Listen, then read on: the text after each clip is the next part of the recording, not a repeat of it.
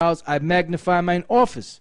If by any means I may provoke to emulation them which are my flesh, and might save some. What do you mean by them which are my flesh?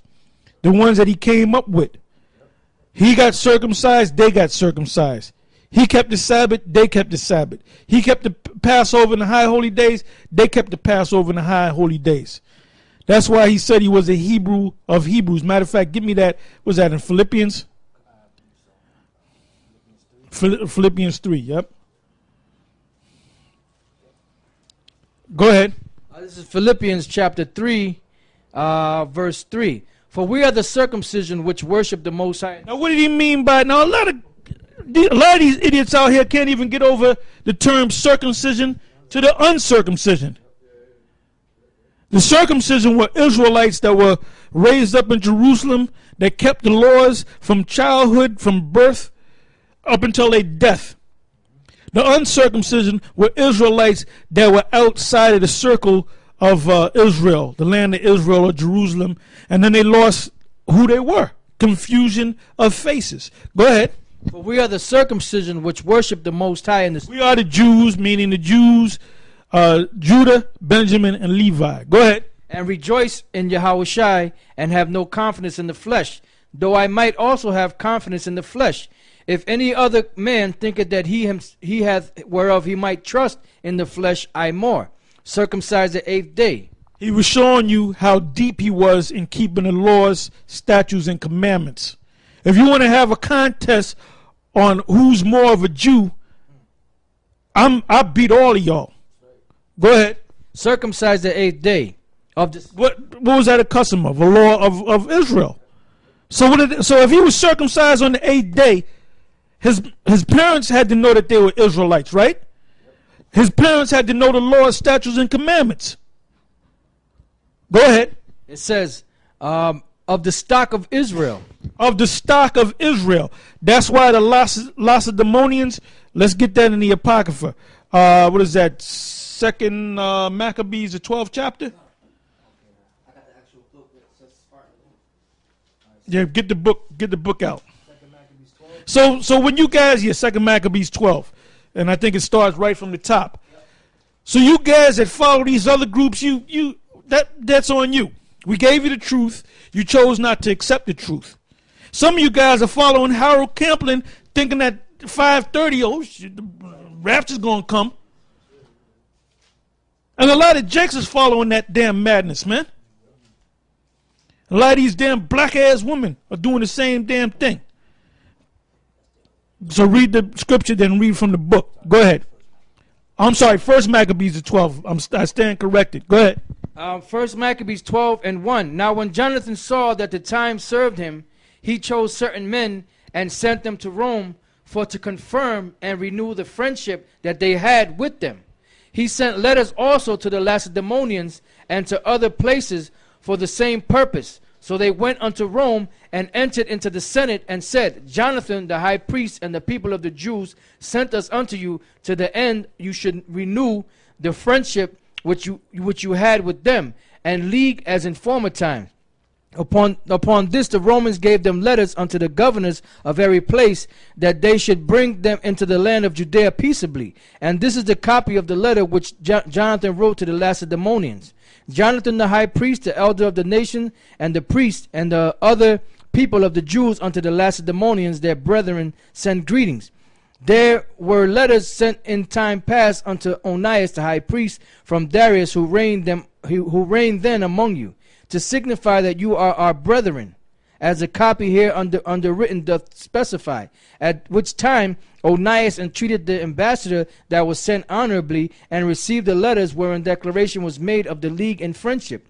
Therefore we also, albeit we need none of these things, for that we have the holy books of Scripture in our hands to comfort us, have nevertheless attempted to send unto you for the renewing of brotherhood and friendship, lest we should become strangers unto you altogether.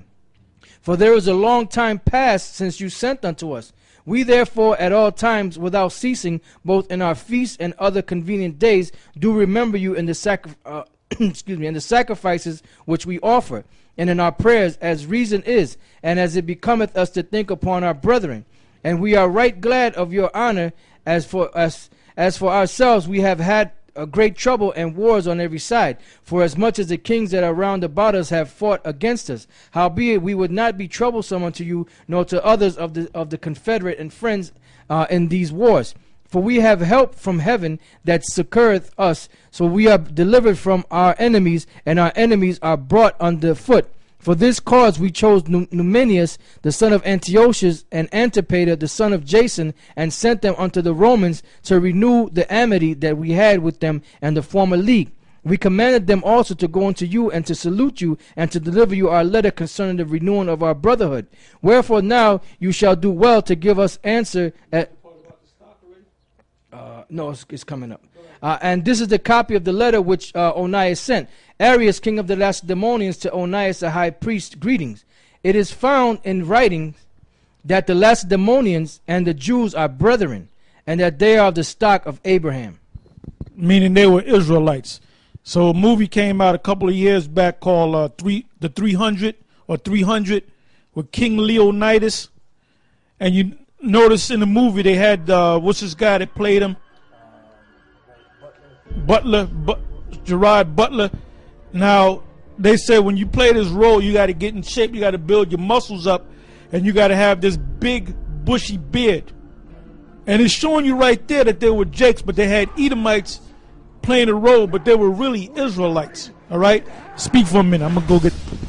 Okay, right. So Elder Sakaran gave me this this apocrypha, which has the same. I don't know if this is the Oxford annotated, the new Oxford annotated apocrypha, and it's the Revised Standard Version. But in this one, they actually have in the same in the book of First Maccabees, chapter 12 and 19. It says this is the copy of the letter that they sent to Onias, Salakia, King Arius of the Spartans, to the high priest Onias, greetings.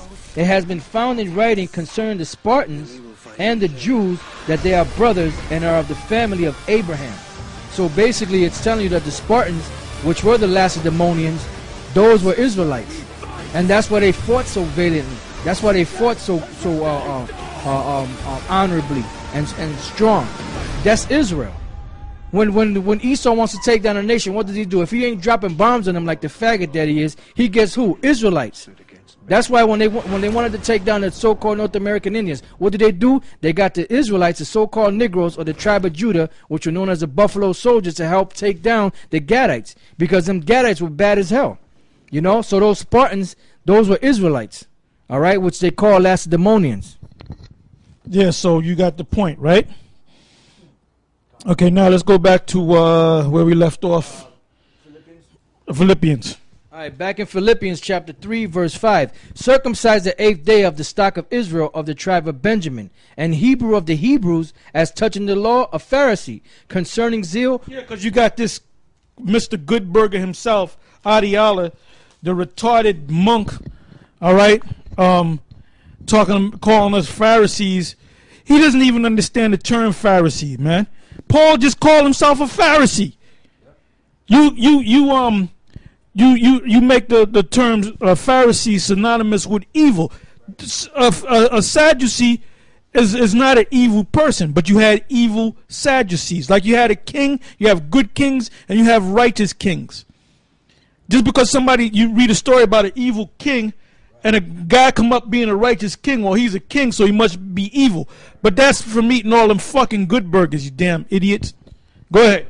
Burgers.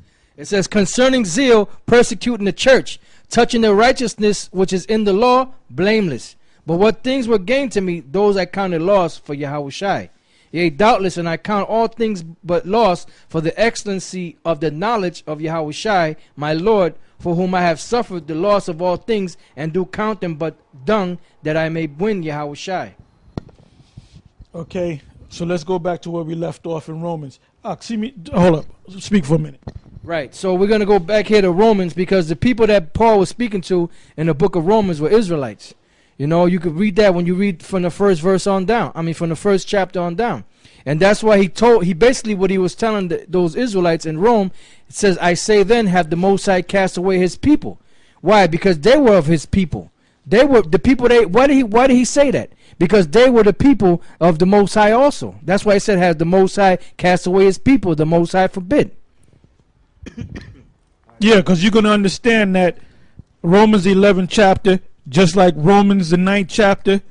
So you have to read, to understand Romans the 11th chapter, you have to understand Romans the 9th chapter and Romans the 10th chapter. Then when you get to Romans the 11th chapter with understanding, you know that this is one letter that he's talking about